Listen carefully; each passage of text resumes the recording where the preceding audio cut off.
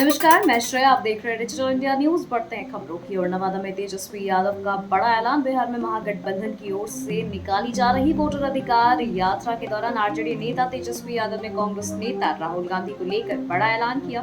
तेजस्वी ने कहा कि अगली बार जब भी लोकसभा चुनाव होगा, हम राहुल गांधी को देश का प्रधानमंत्री बनाएंगे। बिहार में साल 2026 के लिए सरकारी छुट्टियों का ऐलान। बिहार सरकार ने साल 2026 की छुट्टियों का ऐलान कर दिया। इस साल सरकारी कर्मियों को कुल 44 दिनों की छुट्टियां मिलेंगी। बिहार सरकार के सभी सरकारी कार्यालयों में 11 दिन का सामान्य अवकाश रहेगा, वहीं 17 दिनों का प्रतिबंधित अवकाश मिलेंगे। इसके अलावा 15 दिनों का सार्वजनिक अवकाश घोषित किया गया है, जबकि एक दिन वार्षिक लेखाबंदी रहेगी। मेयर पुत्र शिशिर का बेल रद्द कराने में जुट गई पटना पुलिस। पटना हाईकोर्ट ने पटना नगर निगम की मेयर सीता साहू और उनके बेटे शिशिर कुमार के खिलाफ अगले आदेश तक उनके विरुद्ध किसी तरह की दंडात्मक कार्रवाई नहीं करने का आदेश दिया है। न्यायमूर्ति शैलेंद्र सिंह ने सीता साहू और शिशिर कुमार की ओर से दायर आपराधिक रिट याचिका पर सुनवाई के बाद यह आदेश दिया। कोर्ट ने इस मामले में राज्य सरकार से जवाब मांगा है।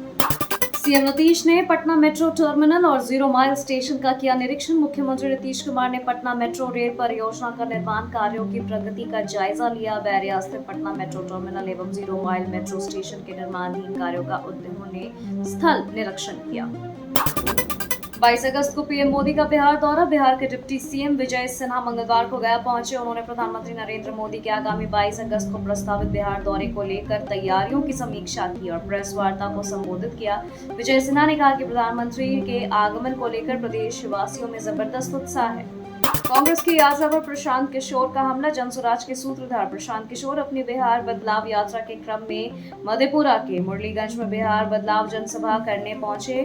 परवा नवटोल हाई स्कूल मैदान में जनसभा को संबोधित करने के बाद उन्होंने पत्रकारों से भी बात की। प्रशांत किशोर ने आगे कांग्रेस नेता राहुल गांधी की बिहार में जारी यात्रा को लेकर फिर तीखा हमला किया।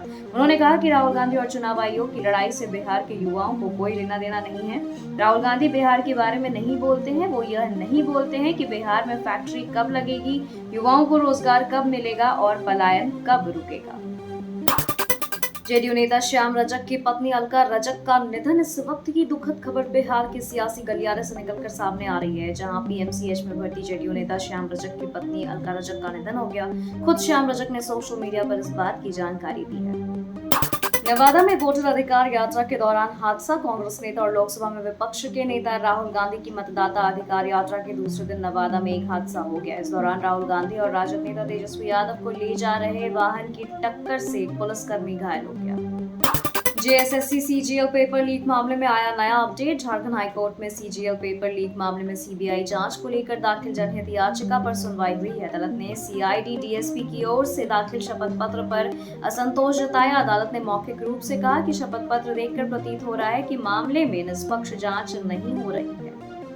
पीएम मोदी की झारखंड बिहार को बड़ी सौगात। प्रधानमंत्री नरेंद्र मोदी 22 अगस्त को गया जंक्शन से 2 ट्रेनों का उद्घाटन करेंगे। इसमें गया दिल्ली अमृत भारत एक्सप्रेस और Koderma Vaishali memo passenger train शामिल है। मेमो ट्रेन गया नवादा और आसपास के क्षेत्रों को जोड़ेगी, जिससे स्थानीय लोगों को सुविधा होगी। इससे पहल से क्षेत्रीय विकास और पर्यटन को बढ़ावा मिलने की उम्मीद है। खबरों के सिलसिलों में फिलहाल इतना ही। बने रहे डिजिटल इंडिया न्यूज के साथ। नमस्कार।